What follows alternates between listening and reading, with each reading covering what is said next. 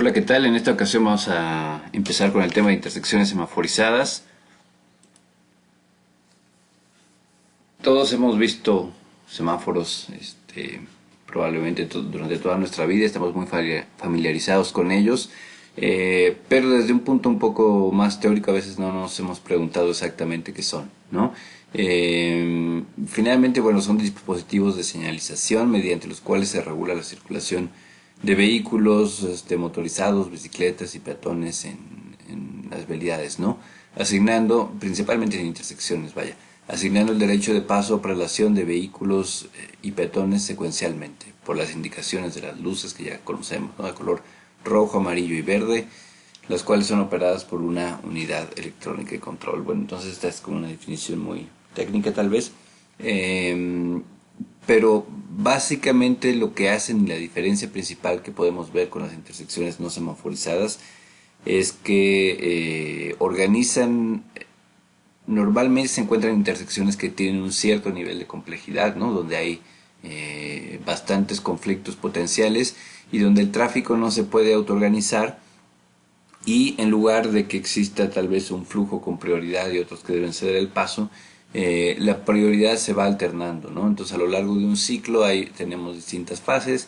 En una cierta fase tienen prioridad unos movimientos que entre sí normalmente no tienen conflicto. En la siguiente fase se detienen esos movimientos y se le da prioridad de paso a otro grupo de movimientos que otra vez entre sí no tienen conflicto normalmente, ¿no? Etcétera. Entonces, en 2, 3, 4 fases se logran acomodar todos los movimientos que se quieren, que se están permitidos en una intersección, o al menos los que están protegidos en la intersección, y en algún momento del ciclo cada uno de ellos tiene prioridad. Entonces, a diferencia de la intersección a prioridad, donde algunos movimientos nunca tienen prioridad y siempre deben ceder el paso, y pueden llegar a ver castigadas la capacidad significativamente, aquí se le puede asignar una fase dentro del ciclo en la que tienen prioridad, y ese tiempo lo podemos controlar. Podemos decidir si les vamos a dar 15 segundos de verde o 20 o 25 o cuántos, para distribuir la capacidad en la intersección lo mejor posible entre los movimientos que existen, ¿no? Entre los movimientos que van a estar protegidos. Entonces, no podemos hacer crecer la capacidad indefinidamente, pero sí la podemos distribuir como más nos convenga. Entonces, eso es algo que no podemos hacer en las intersecciones a prioridad. En las intersecciones a prioridad, pues nos resulta, dado el flujo y conflicto que tenemos, ¿no? Y los parámetros estos de brecha crítica, etcétera, nos resulta una cierta capacidad la cual ya no podemos aumentar, no la podemos incrementar en caso que la necesitemos. Si tenemos una capacidad de 200 vehículos por hora y una demanda de 300, no hay manera en una intersección a prioridad de lograr que éste se incremente, ¿no? A menos que cambiáramos la geometría o alguna cuestión operativa, ¿no? Pero sin eso no hay manera de modificarla. En una intersección semaforizada tenemos más flexibilidad, porque sí podemos decir, bueno, pues le agrego unos segundos más de verde a esta fase, le quito unos segundos de verde a la otra fase que no los necesitaba, y así logro hacer el ajuste y balancear lo mejor posible la oferta y la demanda en esta intersección.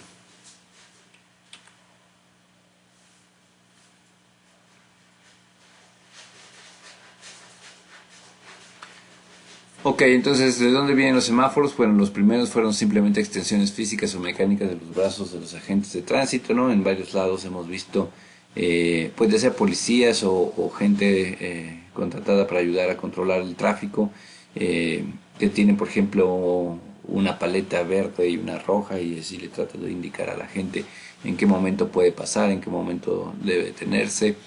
En Ciudad Universitaria, por ejemplo, antes de que se colocaran los semáforos, hubo gente que trabajaba en los cruces peatonales haciendo esta función, ¿no? Y bueno, en la imagen podemos ver ahí, por ejemplo, un agente de tránsito con algún tipo de extensión mecánica y bueno, de extensión física de sus brazos, con una indicación de alto y siga para tratar de orientar al tráfico, ¿no? Posteriormente, bueno, pues ya surgen los semáforos eléctricos que con luces y lentes de colores indican qué movimientos tienen derecho de paso en qué momento, ¿no? Eh, Todavía en el mundo podemos decir que los más comunes son los semáforos de tiempo fijo, que operan a partir de una programación preestablecida. Entonces, típicamente estos semáforos, para programarse, pues se hace primero un estudio de tráfico, se cuentan vehículos en un día característico. Vamos a ver que eso es luego un poco difícil, ¿no? De definir cuál es un día típico, porque en las ciudades pues siempre están pasando cosas y todos los días tienen sus asuntos, ¿no? Sus temas, eh, sus variantes.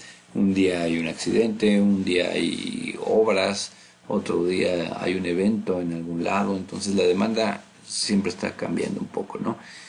Sin embargo, pues la idea es tratar de aforar en un día típico, y con esos volúmenes del día típico se puede optimizar los semáforos, ¿no? Un algoritmo pues nos dice, bueno, cómo podemos programar el semáforo para que esté lo mejor distribuida la capacidad. Sin embargo, ¿qué pasa? Si yo tengo un aforo donde me dice en la mañana pasan 400 vehículos por esta calle y 700 por la otra, entonces yo optimizo el tiempo de semáforo considerando esa demanda de 400 y 700, ¿no? Sin embargo, algún día por esto de que hubo un evento especial, porque hay obras y se cerró una calle y el tráfico se tuvo que desviar hacia otra calle, pues la demanda ese día no va a ser de 400 y 700, tal vez ese día sea de 300 y 1000, ¿no? 300 en una calle y 1000 en la otra.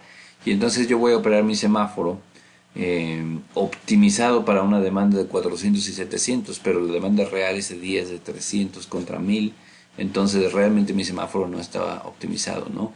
La calle en la que yo conté 400, pero hoy hay 300, pues va a estar un poco sobrada de capacidad, mientras aquella en la que yo conté 700, pero hoy en día se presentan 1000, pues va a tener un problema de capacidad, ¿no?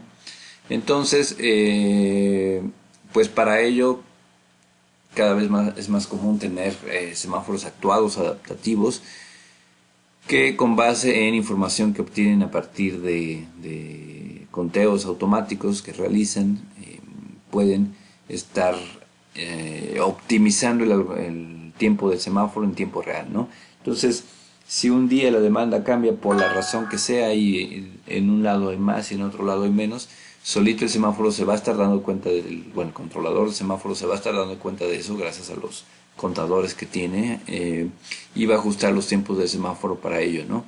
Entonces, siempre va a estar ajustando la programación del semáforo a la demanda que se percibe en tiempo real, ¿no? Originalmente los primeros semáforos de este tipo, los detectores eran espiras que están enterradas bajo el pavimento, ¿no? Entonces va a tener una corriente eléctrica pequeña, y esta espira, bueno, generaba un campo magnético, y cuando pasaba un coche por arriba, que pues tiene muchos componentes de metal, pues cambiaba un poco el campo magnético y entonces así detectaba que pasaba un vehículo, ¿no?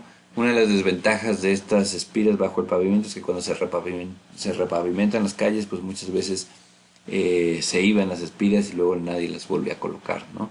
Y el semáforo, que era inteligente o adaptativo entre comillas, pues perdía su capacidad de serlo porque ya no recibía información de sus detectores, ¿no? Como bajaron los precios de toda la tecnología de detección a través de cámaras, pues resultó mucho más atractivo, práctico hacer esta detección a través de cámaras. Entonces hoy ya casi no hay semáforos que tengan espiras bajo el pavimento. La mayoría tienen sus cámaras en alguna de las ménsulas del semáforo. Seguramente las han visto, y si no, fíjense, hay varios semáforos en la ciudad que tienen pequeñas cámaras colocadas en sus ménsulas que sirven para detectar el tráfico, ¿no? Evidentemente también esto requiere un cierto mantenimiento y supervisión de que estén funcionando adecuadamente. No siempre se da, y en esos casos pues se puede perder la capacidad de ajuste que tiene el semáforo programado, ¿no? Entonces, estas tareas de mantenimiento siempre son muy importantes, pero es un poco más confiable este sistema, ¿no? Por medio de cámaras, que los que se tenían tradicionalmente de espiras bajo el pavimento. Entonces, en muchas ciudades ya encontramos este tipo de semáforos. Si ustedes van y toman los tiempos de verde, de rojo en cada fase del semáforo, probablemente se darán cuenta que cada ciclo del semáforo, estos tiempos varían, ¿no? Entonces, primero conté el tiempo de verde y me dio 35 segundos, pero la siguiente vez que lo conté me dio 42. Entonces, pues no tenemos tiempos constantes, ¿no? Mientras que un semáforo de tiempo fijo, si yo lo cuento en varias ocasiones, siempre me va a dar el mismo, ¿no? Varían nada más a lo largo del día por ciertas etapas, ¿no? Muchas veces se coloca una programación para la mañana, para mediodía y otra para la tarde, por ejemplo. Entonces en la mañana y en la tarde se van a contar el tiempo de semáforo. En un tiempo fijo sí puede ser distinta, pero normalmente se mantiene por varias horas, ¿no? Por varias horas va a ser exactamente la misma programación y ya solo en ciertos periodos del día va cambiando. Entonces eso se hace porque normalmente se tiene un aforo distinto en la mañana que en la tarde que al mediodía, y entonces se utilizan estos aforos para optimizar, para cada uno de los periodos obtener una programación optimizada, ¿no? Pero esa optimización ya se deja y a lo mejor se mantiene durante años, ¿no? Hasta que se vuelve a hacer otro estudio de tráfico y tal vez se vuelve a hacer este ajuste a la programación. Entonces, básicamente así es como operan estos dos tipos de semáforos, ¿no?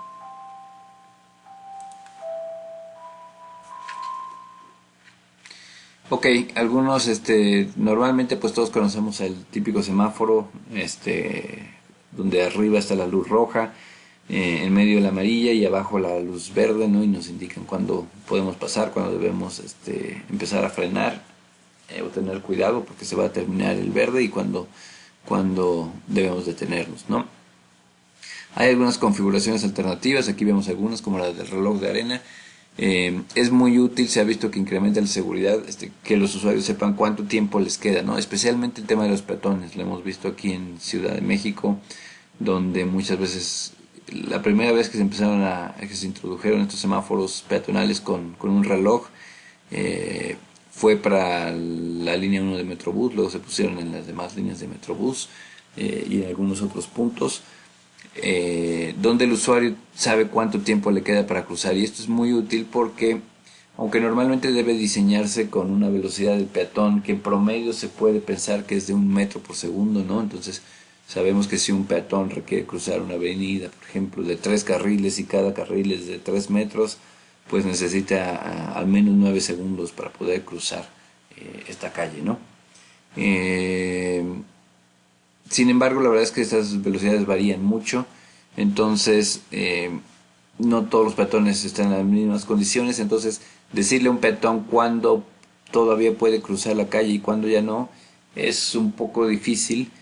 Nos podemos ir por el lado de la seguridad y entonces pedirles que se detengan mucho antes para asegurarnos que incluso las personas que caminan un poco más lento alcancen a cruzar.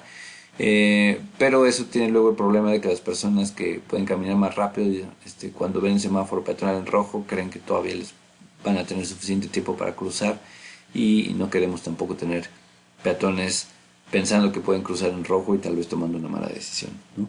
Entonces el reloj ayuda mucho porque si a mí me dice, oye, te quedan 4 segundos para cruzar la calle, pues yo podré hacer un cálculo estimado de en mis condiciones si 4 segundos son suficientes o no, ¿no? Entonces, a lo mejor una persona joven con prisa que no está cargando nada, pues echa una carrerita y en 4 segundos fácilmente alcanza a cruzar la calle. Pero una persona mayor o una persona que va con niños o que va cargando cosas, que está lastimado, lo que sea, pues sabrá que 4 segundos tal vez es peligroso y ya no cruzará la calle, ¿no? Entonces esperará tener un mayor tiempo para poder hacerlo. Entonces, incluso con estudios se vio que se reducían bastante los accidentes con peatones cuando se les informaba el tiempo que les queda disponible para cruzar la calle, ¿no? Otras configuraciones de semáforo, ven abajo a la izquierda que tiene como una flechita que va dando vueltas. Entonces cuando la flecha está en rojo pues no se puede pasar, cuando está en verde sí, en amarillo pues es preventiva. Y esto recuerda un poco a los mecanismos, a los primeros mecanismos que se usaban incluso dentro del semáforo para controlar los tiempos, ¿no? Donde había unos discos que giraban y una porción del disco correspondía al verde, otra porción del disco correspondía al rojo, y cuando se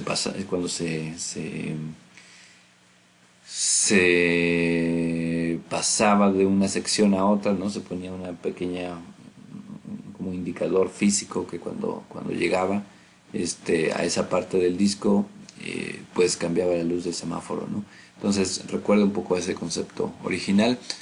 Arriba a la derecha tenemos algunas señales de tránsito que se usan principalmente creo en Europa para transportes como tranvías que comparten las vialidades con el tráfico general.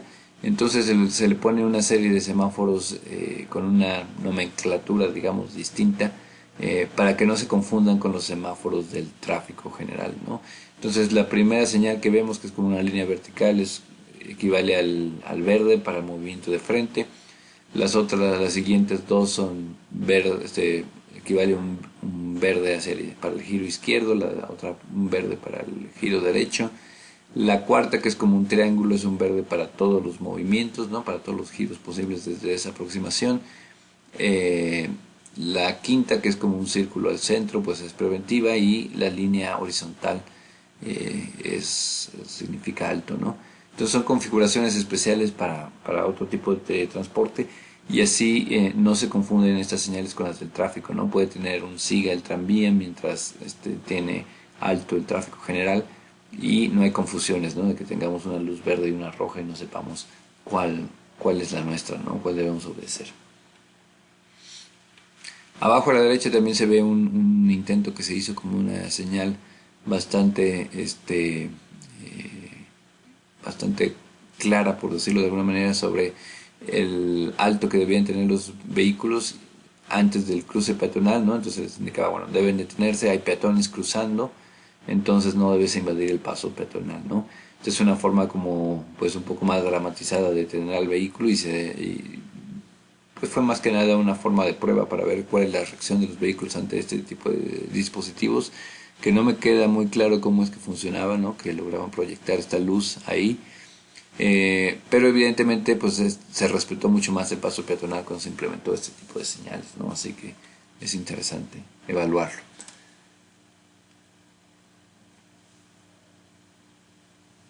Ok, entonces, ¿cuáles son ventajas y desventajas de semaforizar? Algunas de las ventajas es que ordenan la circulación del tráfico, ya habíamos dicho, sobre todo cuando son intersecciones complejas, donde hay muchos giros permitidos y por lo tanto se presentan muchos conflictos. Entonces necesitamos un dispositivo de tráfico que nos ayude a ordenar la circulación y que diga quién, ¿no? Todos hemos visto intersecciones complejas que cuando se apaga el semáforo, en una cuestión de minutos se bloquean, ¿no? Se hace un nudo, nadie sabe cuándo pasar, se bloquean unos coches a otros, y es imposible, ¿no? A mí me ha tocado ver, por ejemplo, esta intersección de Eje 10 y Cerro del Agua sin semáforos, simplemente no funciona. En unos cuantos minutos se bloquea totalmente y es un caos, ¿no? Entonces eso ocurre porque la intersección es demasiado compleja como para autorregularse, y solo funcionaría con un semáforo, ¿no? Interrumpen periódicamente los flujos principales para permitir el flujo de vías secundarias y peatones. Cuando tenemos una vialidad principal con prioridad, ya sea estas vías no semaforizadas, ¿no? De flujo continuo, o que tienen prioridad en las intersecciones, a veces la cantidad de vehículos que pasan es tanta que nunca podemos atravesar, o se nos dificulta mucho atravesarlas, ¿no? Entonces esto ocurre tanto para flujos peatonales como para vehículos en las vías secundarias que no tienen prioridad y que pueden tener bastantes problemas para atravesar la vía principal. Entonces estos flujos, estas vialidades principales con flujos altos, pues se pueden convertir como en barreras urbanas, ¿no? Donde resulta difícil comunicarse de un lado a otro de ellas, ¿no? Los semáforos interrumpen entonces estos flujos principales para dar un cierto tiempo a los movimientos transversales de vías secundarias, de peatones, etcétera, que pueden atravesar una vía principal, y que esta vía principal no se vuelva un muro que divide una ciudad, por decirlo, un muro entre comillas, ¿no?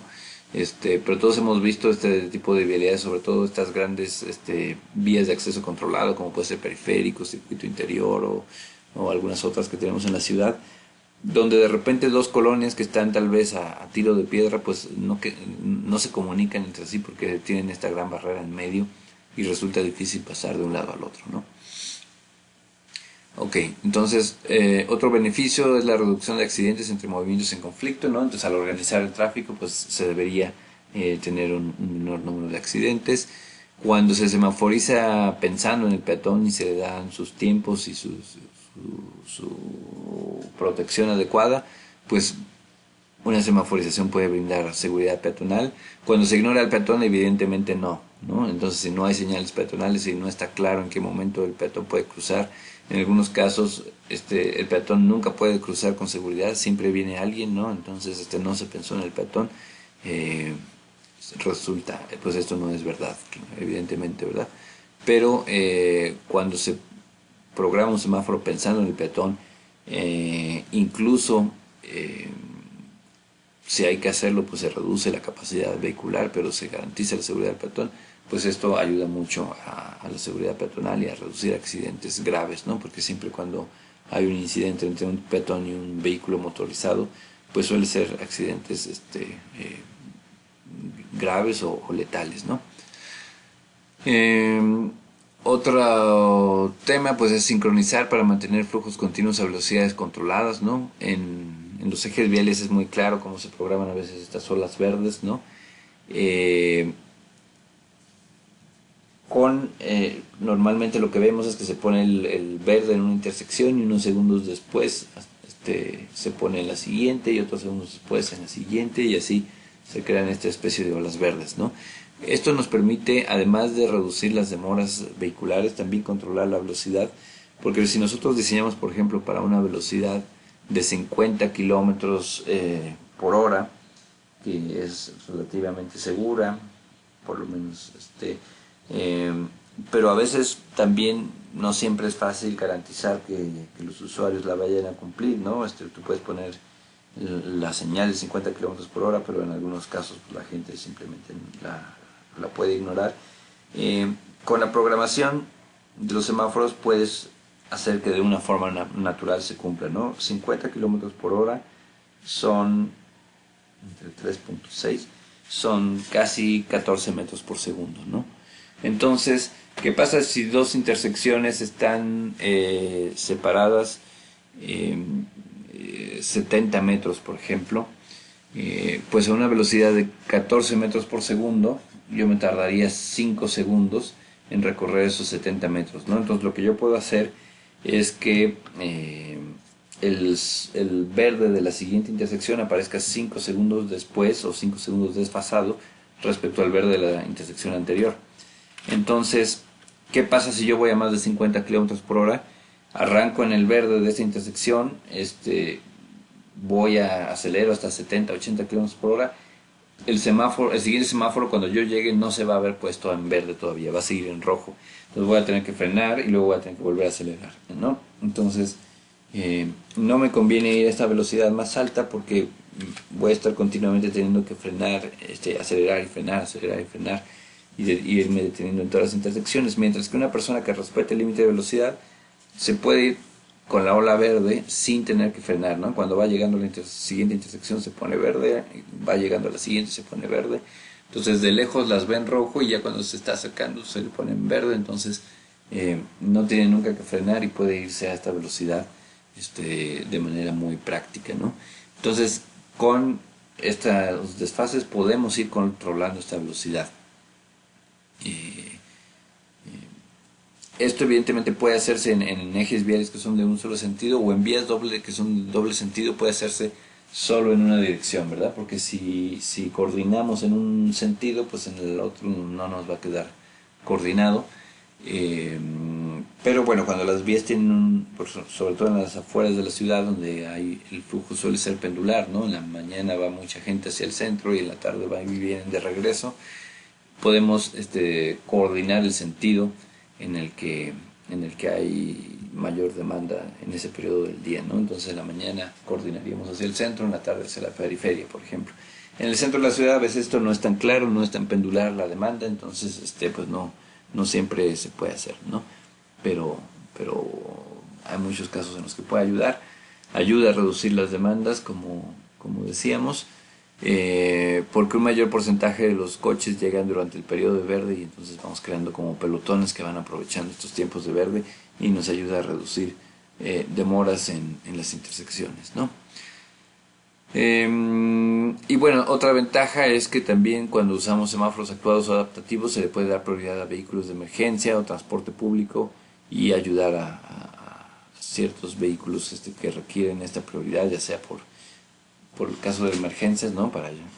O por que son vehículos más sustentables, como el transporte público, donde transportamos a muchas más personas por vehículo y entonces tiene sentido darles prioridad para aumentar la capacidad, no en términos de vehículos, sino en términos de personas que movilizamos, ¿no? Finalmente un carril de un BRT, aunque mueve menos vehículos por hora que un carril convencional, tiene una capacidad para mover a muchas más personas por hora, ¿no? Entonces cuando introducimos un carril exclusivo para el transporte público, aumentamos la capacidad de la vía, al menos si lo vemos desde el punto de vista de personas por hora que pueden llegar a pasar, ¿no? Que es el criterio de sustentabilidad, es mover personas más que mover vehículos, porque no queremos mover muchos vehículos con pocas personas, queremos ser eficientes y mover pocos vehículos con muchas personas, ¿no? Algunas desventajas, bueno, en algunos casos son innecesarios y se incurren gastos, entonces cuando se coloca un semáforo en una intersección que no lo requiere, pues no obtenemos beneficios y en cambio sí se gasta el dinero, ¿no?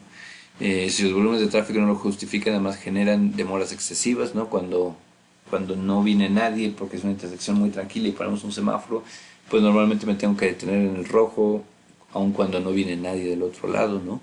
Y eso es pues una pérdida de tiempo. Podría autorregularse la intersección con una configuración a prioridad y no requerir estos semáforos, sino incurrir en estas demoras, ¿no? Innecesarias. O también puede pasar que la gente, bueno, se acostumbra a que el semáforo no sirve nada y lo empieza a desobedecer y esto se vuelve un riesgo a la seguridad, ¿no? Porque hay un semáforo que nunca sabe si se va a respetar o no. Ok, entonces otras desventajas que pueden propiciar accidentes de tipo alcance en el cambio de luz, ¿no? Cuando se presenta la preventiva, por ejemplo, pues hay coches que deciden acelerar para pasar antes de que se ponga el rojo, hay coches que deciden frenar, porque son tal vez más precavidos, pero el problema es cuando frena el vehículo de adelante y acelera el de atrás, ¿verdad? Entonces cuando se da esta combinación, pues puede ocurrir un accidente de tipo alcance. Propician accidentes cuando fallan también, entonces luces fundidas son peligrosas. Puede parecer que un semáforo está apagado y a lo mejor solo está fundido un foco y los demás están prendidos. Yo, si me acerco a esa intersección, tal vez tengo alto, pero no me doy cuenta porque la luz está fundida. Pienso que a lo mejor el semáforo está apagado, que no está operando, y decido pasar cuando los de la calle perpendicular tienen verde, ¿no? Y entonces eso es un posible causa de accidente. Y bueno, también propician accidentes cuando se ubican en lugares inesperados, ¿no? Normalmente deben tener estas intersecciones visibilidad desde una distancia adecuada, ¿no? Para que yo desde varios, no sé, 100, 200 metros antes de acercarme a la intersección, sepa que hay un semáforo más adelante y pueda ajustar, ¿no? Pero cuando después de una curva en una calle que tal vez tiene características de alta velocidad y cosas así, de repente se presenta un semáforo, puede ser muy peligroso porque si yo no tengo la visibilidad, no lo anticipo y cuando llego puedo tal vez o chocar con los vehículos que están en fila esperando pasar, ¿no? En la cola, o pasarme el semáforo cuando lo tengo en rojo, ¿no? Entonces la visibilidad es importante en las intersecciones semafóricas. El semáforo debe ponerse en puntos que sean perfectamente visibles desde todas las aproximaciones, ¿no? Con la suficiente anticipación.